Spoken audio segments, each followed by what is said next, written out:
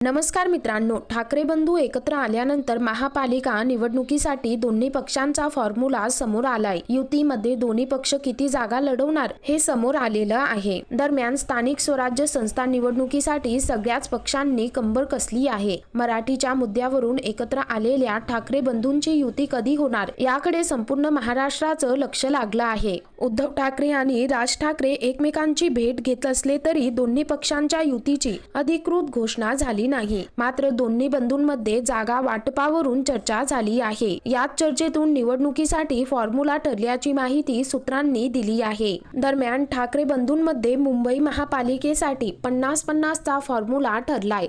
मुंबई वगळता ठाणे, कल्याण, डोंबिवली, पुणे, छत्रपती संभाजीनगर महापालिकेत 60 आणि 40 चा फॉर्म्युला असेल। त्यात ठाकरे सेनाला 60% तर 40% जागा मनसेला मिळण्याची शक्यता आहे।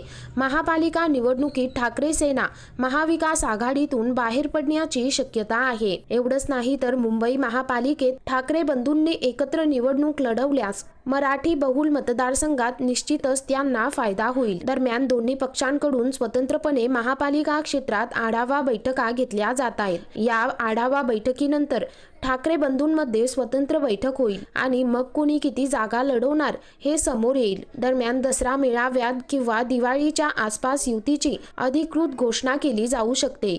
युतीच्या घोषणेनंतर जागा वाटपाचा फॉर्म्युलाही समोर येईल। दोन्ही पक्षातील नेते आणि कार्यकर्तेही युतीसाठी उत्सुक आहेत। तर ठाकरे बंधू कधी युती करणार याकडे संपूर्ण महाराष्ट्राचे लक्ष लागले आहे आणि राजकीय वर्तुळात चर्चेला उधाण आले आहे। तर मित्रांनो, एकंदरीत संपूर्ण प्रकरण पाहता तुमची या संदर्भात काय प्रतिक्रिया आहे खाली कमेंट करून नक्की कळवा।